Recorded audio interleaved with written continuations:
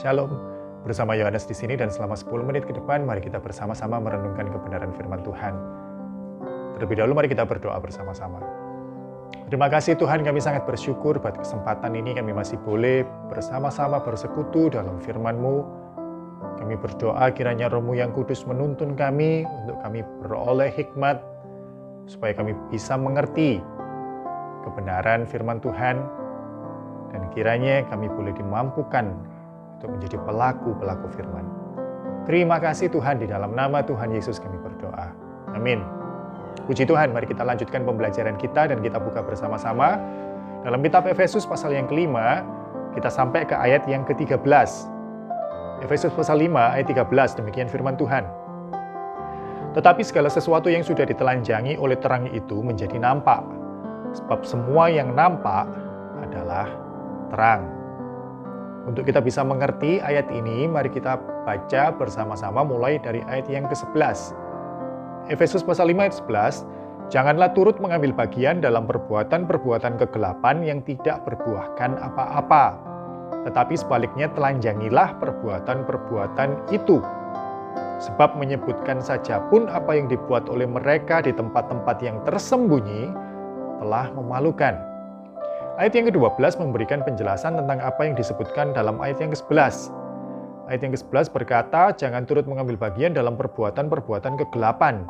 Nah, ayat yang ke-12 ini memberikan penjelasan bahwa perbuatan-perbuatan kegelapan itu adalah sesuatu yang sangat berbahaya yang harus kita waspadai dan kita tidak boleh toleransi. Maksudnya apa? Maksudnya ayat 8 berkata, memang dahulu kamu adalah kegelapan, tetapi sekarang kamu adalah terang di dalam Tuhan. Maksudnya, kita sudah berubah. Kita adalah manusia yang baru di dalam Kristus. Identitas kita yang dahulu adalah gelap. Identitas kita yang baru di dalam Kristus adalah terang. Ayat 8 berkata demikian. Dan dilanjutkan di ayat yang 8, sebab itu hiduplah sebagai anak-anak terang. Bukan hanya status, tapi nampak dalam perilaku kita. Tapi nampak dalam kehidupan kita. Nampak dari buah-buah yang kita hasilkan, yang ayat 9, karena terang hanya berbuahkan kebaikan dan keadilan dan kebenaran. Ini siapa kita di dalam Kristus. Dalam kasih karunia-Nya, kita ditebus oleh darah-Nya, secara status kita sudah dibenarkan. Dan di ayat yang ke-9 kita diingatkan, wujudkan status itu. Hasilkan buah-buah yang sesuai dengan statusmu sebagai orang-orang yang sudah dibenarkan dalam Kristus, sebagai orang-orang yang sudah dipanggil dari kegelapan, sebagai anak-anak terang. Wujudkan perbuatan-perbuatan itu.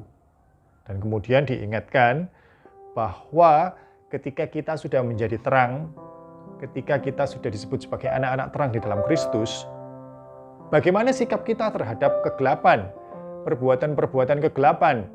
Nah, ini yang dijelaskan di ayat yang ke-11. Jangan turut ambil bagian. Itu yang pertama.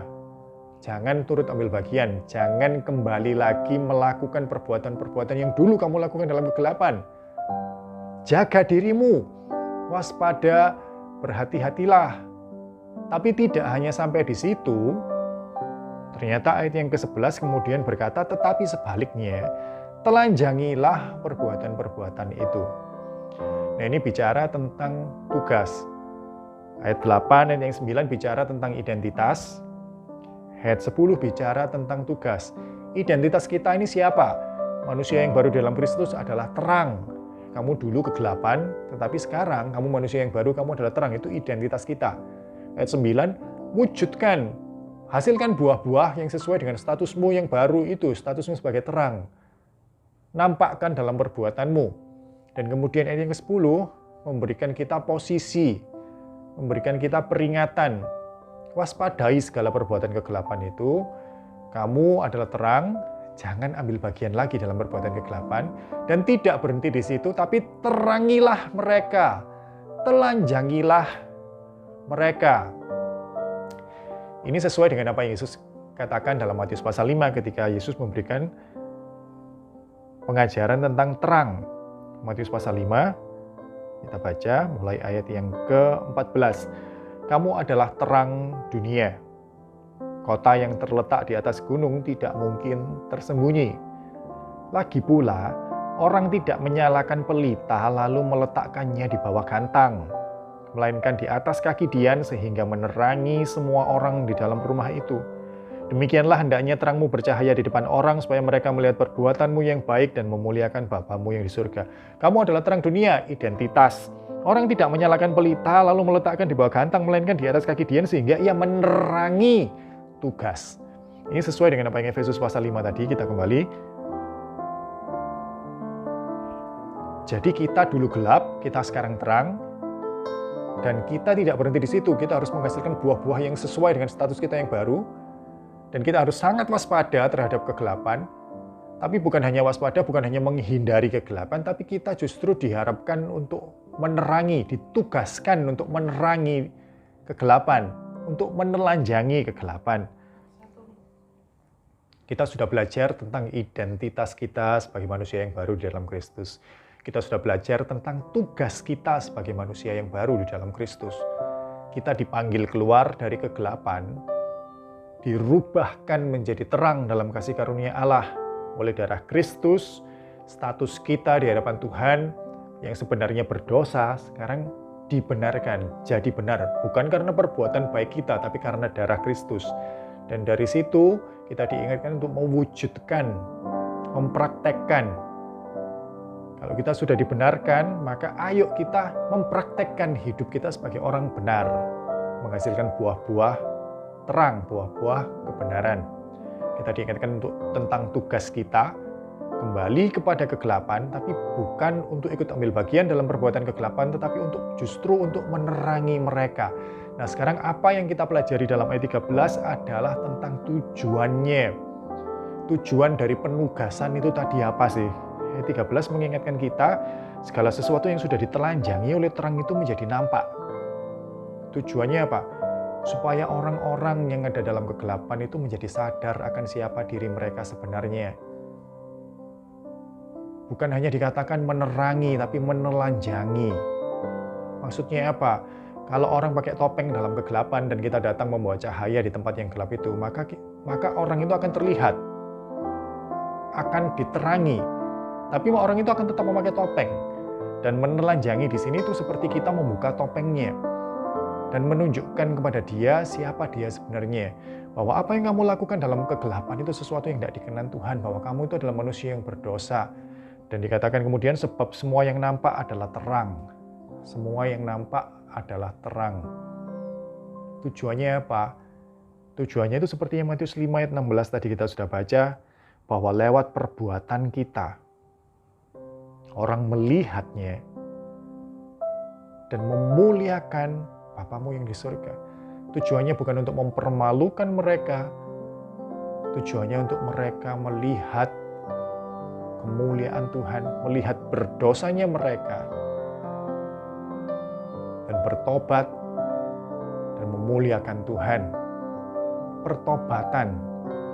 Dan apa yang kemudian diterangi itu adalah terang, gitu yang Efesus pasal 5 ayat 13 katakan.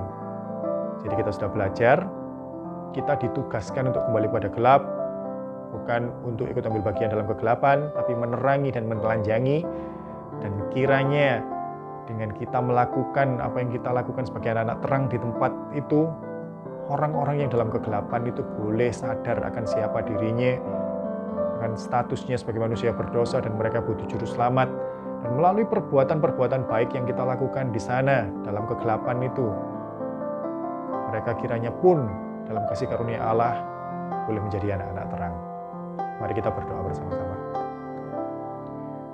Terima kasih Tuhan, kami bersyukur kepadamu. Melalui firman-Mu, Tuhan mengingatkan kami akan siapa kami di dalam Kristus. Kami adalah manusia yang baru, kami adalah ciptaan yang baru. Kami dahulu adalah kegelapan, tetapi kami sekarang adalah terang. Dan kami diingatkan, kalau kami sudah dibenarkan lewat darah Kristus, melalui darah Kristus, kiranya status kami nampak terwujud dalam buah-buah yang kami hasilkan dalam kehidupan kami. Kami juga diingatkan, walau kami harus sangat berhati-hati, walau kami harus sangat menjaga diri dari perbuatan-perbuatan kegelapan, itu bukan berarti kami menghindarinya, tapi justru kami diutus untuk menerangi kegelapan, menelanjangi kegelapan. Dan dalam kesempatan ini kami diingatkan untuk apa itu semua. Kami diingatkan bahwa lewat apa yang kami lakukan, kiranya orang-orang yang ada dalam kegelapan boleh sadar siapa diri mereka sebenarnya.